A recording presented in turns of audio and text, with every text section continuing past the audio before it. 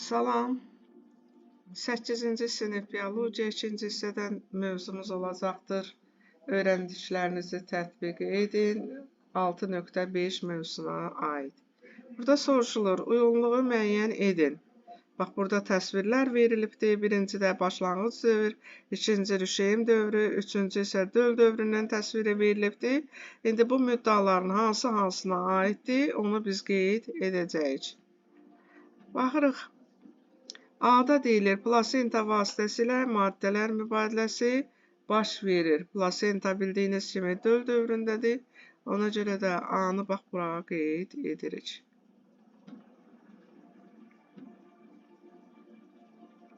İkinci, implantasiya ilə yekunlaşır. İmplantasiya ilə yekunlaşan başlanğıc dövrdür. B-ni bura qeyd edirik.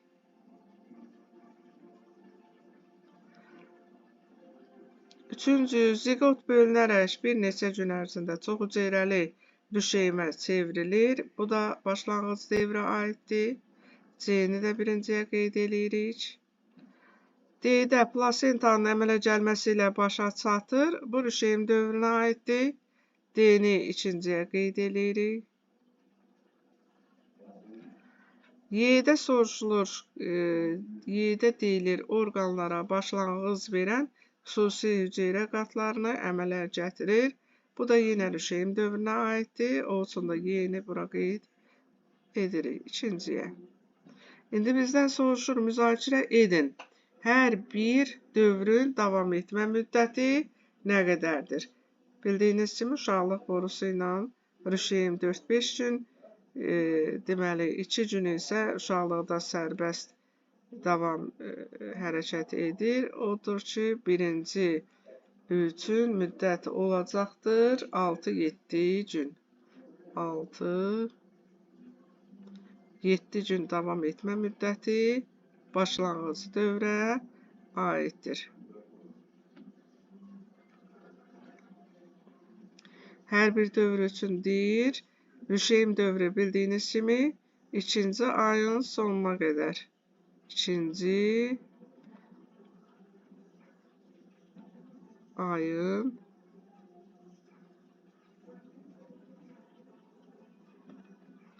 sonuna qədər davam etmiş olacaqdır. Ən uzun dövr, bu döl dövrü isə 3 ayından 9 ayına qədər davam etmiş olur. 3 ayından 9 ayına qədər isə döl dövrü davam etmiş olur. İndi baxırıq bura bir dəqiqə.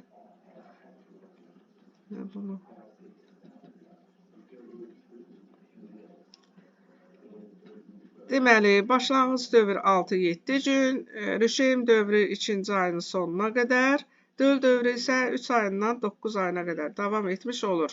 Ən uzun dövr hansıdır? Fikrinizi əsaslandırın. Bildiyiniz kimi ən uzun dövr döl dövrü hesab olunur ki, 3 ayından 9 ayına qədər təqribən 6 ay müddətində bu dövr davam etmiş olur. Baxırıq, növbəti öyrəndiklərinizi yoxlayın. Burada soruşulur, birincidə, ziqotun formalaşmasından sonra hansı mərhələdə orqanizmin əsas hüceyrə qatları formalaşmağa başlayır? Qeyd elədik ki,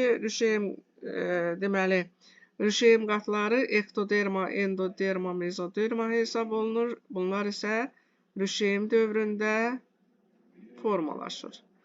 Qısaca yazın baş hərflərini. Rüşeym dövrü. Qeyd elədik ki, 2-ci ayın sonuna qədər davam etmiş olur.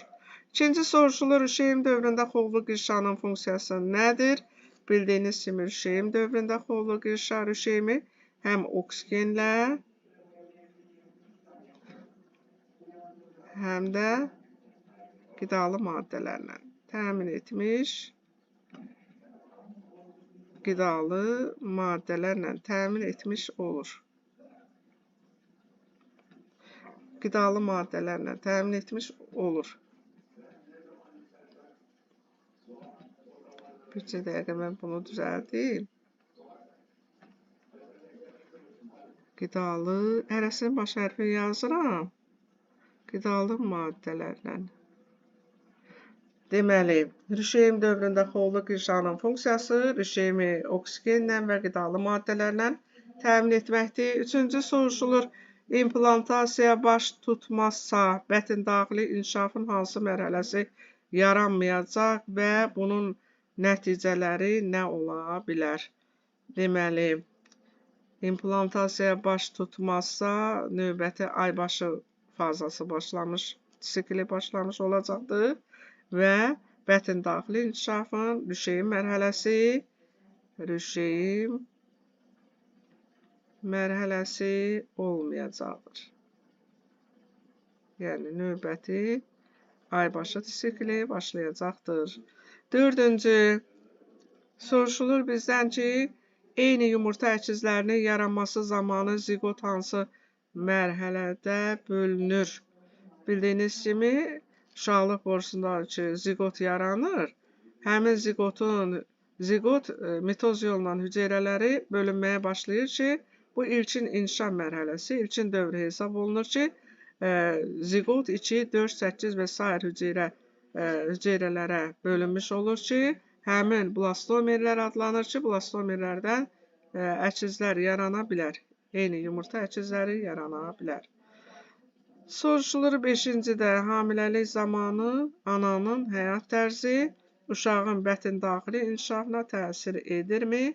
Əlbəttə ki, həyat tərzi hamilə vaxtı uşağın da inkişafına, bətin daxili inkişafa xüsusilə təsir etmiş olur ki, düzgün həyat tərzi, düzgün qidalanma, yüngül idman hərəkətləri, açıq havada gəzmək, bətin daxili inkişafa müsbət təsir göstərmiş olur. 6-cıda soruşur, müasir dövrdə hansı faktorlar hamiləliyə və dölün inkişafına mənfi təsir göstərə bilər? Fikrinizi əsaslandırın. Müasir dövrdə ən çox deməli, informasiya bolluğu bildiyiniz kimi kompüterdir, mobil telefonlardır. Bunlar həddindən artıq istifadə olunarsa hamiləliyə mənfi təsir göstərə bilər. Ən başlıcası isə bildiyiniz kimi zərərli vərdişlər mövcuddur ki, bunlara alkoqolizm, nikotindən istifadə, narkotik maddələrdən istifadə durur. Onların əsasında ki, bax bunlardan da istifadə etmək dölün inkişafına mənfi təsir göstərmiş olur. Bu qədər, sağ olun.